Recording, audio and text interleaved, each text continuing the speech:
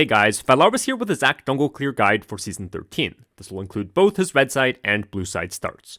Now, unfortunately, as expected, double camping was once again removed from the game. This has slowed Zac's clearing down by a considerable amount, but he's still very much considered an S tier pick on the current patch. Most of the nuance in Zac's clear comes from being able to kite while simultaneously picking up his blobs. There's nothing you can really do to prevent bad blob RNG. Sometimes they just spawn in the wrong direction multiple times in a row. If you have to pick up a blob that drops far from you, just skip your kite on that cycle and do it after your next W. If a blob is in the complete wrong direction, sometimes it's better to just leave it there, as you'd lose too much time from having to kite in the wrong direction. This does lead to some inconsistency in Zac's clear times, as you can be a few seconds faster or slower depending on how lucky or unlucky you get with his blobs. Another important thing to note is that you don't want to pick up multiple blobs at once if your W cooldown is almost ready. Zac's W cooldown is reduced by 1 second flat per blob pickup, so if you pick up too many blobs at the same time, this can waste out some of the cooldown reduction. You want to make sure you use your W before picking up multiple blobs, to make sure you're getting the full cooldown reduction out of each blob. You also want to be careful with Zac's W, as the range is actually a bit shorter than his auto attack range against camps. If you're standing at your maximum auto attack range, your W will often miss the large monsters. Just do a visual check. If you seem to be standing a little bit too far, walk inwards before hitting W to make sure that it lands. Now, for the ending of this red start clear, we want to walk over and cue the blue buff and Gromp into each other. Make sure that you have a W coming up right around when you finish this queue, so that you can W to finish the Gromp before it resets.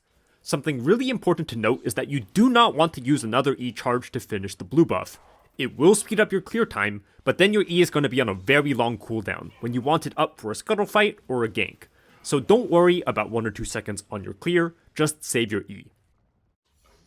Now for Zac's blue start, it's very important not to overkite the blue buff. It's really easy to accidentally pull the blue buff outside its patience radius, so make sure that you stop kiting a little bit early. When the blue buff is around 200 HP, you can start to pull it out, auto it one more time, and then walk into Gromp for a double camp W to finish the blue buff off. If this looks a bit too sketchy for you, you can auto the blue buff one extra time, it's not a big deal. On the Gromp and Wolves, if a blob spawns in the complete wrong direction once the camps are already low, don't bother picking it up. Just kite towards your next camp, as picking up the blob would just lose you too much time. Be careful whenever you're leaving a camp with low HP. Pet damage is a little bit inconsistent compared to the jungle item burn from last season, and sometimes the pets just don't auto if you get a bit too far from the camps, so always be ready to turn back for one last auto if necessary. It's pretty annoying, but unless they fix pet consistency, it's just something we're gonna have to get used to. When you E over the wall onto the raptors, be a little careful with your blob pickups. A lot of blobs will spawn from using your EWQ simultaneously, so if you're not careful, you could pick up too many blobs at once and lose out on some cooldown reduction for your W. You can either head to Krugs or red after raptors. I typically head to red just because my E is still on cooldown, but if you want to prioritize your respawns, or you're scared of getting invaded on the red buff, you can head to Krugs first. If you do go to red, make sure you don't E the red off cooldown. You want to save it to jump over the wall to the Krugs. When red buff is low, you can Q Krugs over the wall to slam them together with the red buff.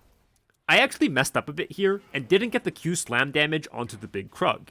If you stand right next to the wall and auto red immediately after you Q, the big Krug should get hit by the slam and you can shave a couple seconds off your clear. Thanks for watching. A quick reminder that I do coach over at Nice.gg if you want to check that out. The link is in the video description below. As always, a big thank you to my patrons for helping to make this channel possible.